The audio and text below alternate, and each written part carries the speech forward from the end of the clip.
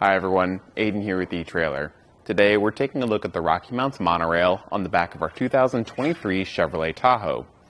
Now the MonoRail is going to be a platform style bike rack that holds the bike by the tire. We've got our wheel hook up front that's going to keep it steady and a wheel strap on the back to keep it just as a secondary point of contact.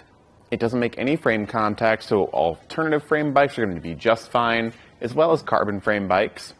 And then with a 60-pound weight capacity per bike, it's going to be good for some e-bikes too.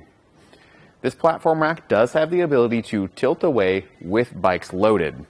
There's a blue handle at the back that you can give a squeeze, lower it down, and you do get a pretty good amount of tilt here. And this would allow us to open up the back hatch. And although it is very close, you can see we do have clearance to open this up. Comparing this to the Kuat Envy, it's a very similar bike rack in the sense that it holds the bike by the front tire, but that one didn't tilt far enough away, and with our larger mountain bike, didn't clear the large hatch. So it's great to see that this one does. And especially knowing that this is a very wide handlebar that we have on here right now. So if you've got anything narrower, like a road bike, you know that for sure is going to be just fine. Lifting this back up, it'll lock in with that loud click, letting us know it's good to go. And we can get everything unloaded. We'll start with the back wheel strap. That one is going to be easy to release with this blue button to release the strap and just pull that out. And then for the hook, we've got a blue handle, give it a squeeze, push up and out.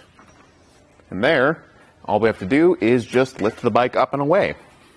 Because it's got this open design, there's really nothing in our way to obstruct us, so it's just a matter of lifting the bike up onto the platform. Coming back, you can see that the back cradle does pivot to accommodate different wheelbases. The front cradle folds up, and the wheel hook will store just tucked right behind that back cradle. Some measurements to check out here. We'll start off with our ground clearance. At the back end, the lowest point, it's going to be right at 31 inches of ground clearance, which is really impressive.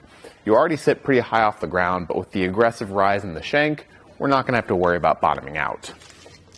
Our distance added to the back, it's going to be coming in right at 32 inches to the back end right here, which again doesn't stick out too far, but gives us enough room to fold it up.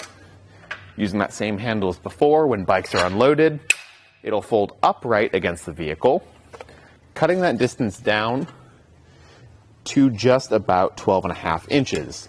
Way more manageable for things like parking spots or maybe even your garage at home. So if you want to leave this in the hitch between rides, you can. In this state, it doesn't block your license plate too badly, but it will obstruct your backup camera quite a bit. It doesn't come too close to the bumper either. And the closest point, I'd say, being over here, you've got at least 4 inches of space. Right here, we can see our point that our cable lock will lock to. It just loops over this part right here and locks up with a lock core on the other side.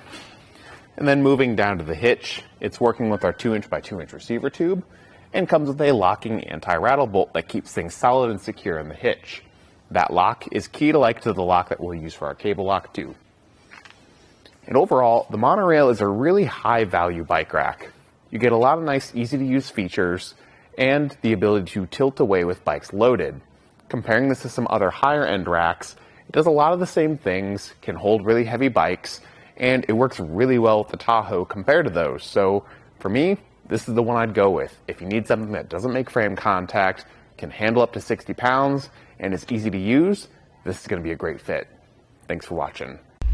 Here it is on our test course. We'll start by going through the slalom. This is going to show us the side-to-side action, which simulates turning corners or evasive maneuvers.